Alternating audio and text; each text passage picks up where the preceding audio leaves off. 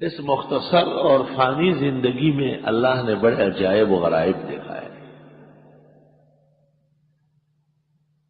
ایک دفعہ میں یہاں امام ہو گیا تھا، ابتدائی زمانہ تھا،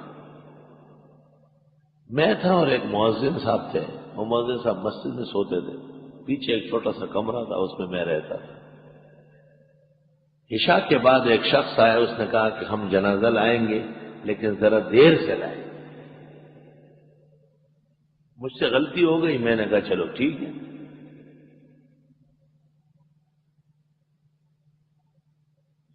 خیر جنازہ آ گیا رات کو 2:30 بجے یا 2:45 بجے، لیکن اس دیوار کے پیچھے رکھ دیا، وہاں نہیں۔ میں کمرے میں وضو کر کے باہر نکلا تو میں نے دیکھا کہ یہ تمام مکانات محلات جو ہے یہ سب لوگوں سے بھرے ہوئے ہیں، اور جنازہ کم از کم 20 گز لمبا ہوگا، اور اس کے اوپر سفید چادر ڈلی ہوئی ہے۔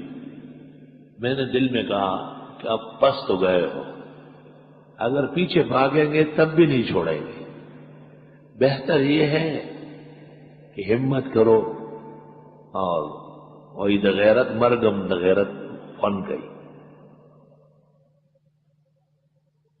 میں آیا، میں نے کہا صفحے بناؤ، تو صفحے اس طرح بنائی جیسے ایک کے اوپر دوسرا کندھے پہ سر رکھے دیکھنے کے لیے۔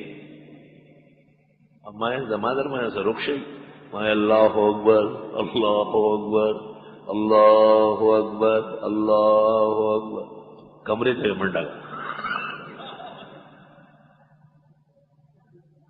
میں بس جنازہ و شما سر مجھ سے کار دے لو۔ خیر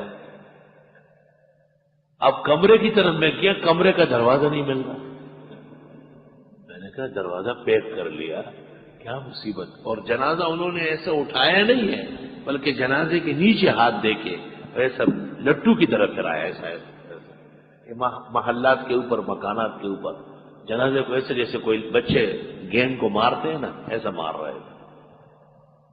میں نے کہا مارو نہیں، جلاؤ، اپنا کام کرو۔ صبح تک عجائب و غرائب نظارے نظر آ رہے تھے۔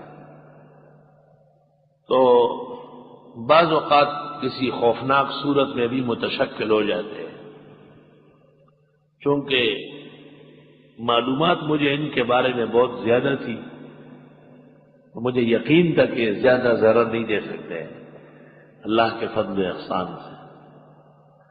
ہاں بشری تکلیف ہوتی ہے، خون گرم ہو جاتا ہے، دل کی دھڑکن پیدا ہو جاتی ہے۔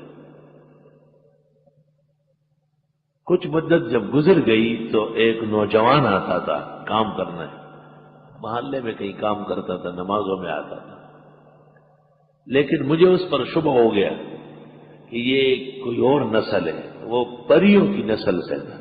ایک دن میں نے اسے ایسا پکڑا ہاتھ سے تو وہ یکدم لڑکی ہو گیا، لڑکیوں کا لباس، ہونٹ، سب چیزیں، اور یہاں تک کجل اور زلف ایسے پیچھے کی طرف۔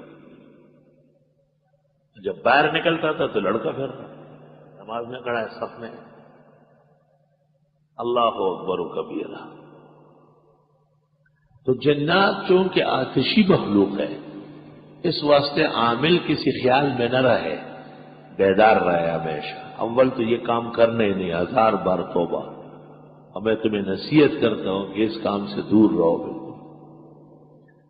ثانیاً اگر خواہ مخواہ باز نہیں آتے ہو تو پھر اعتماد پورا نہ کرنا، اپنے آپ کو ہمیشہ بچائے رکھو، جہاں تک ہو سکے کوشش کرو، کیونکہ وہ موقع کے انتظار میں رہتے ہیں۔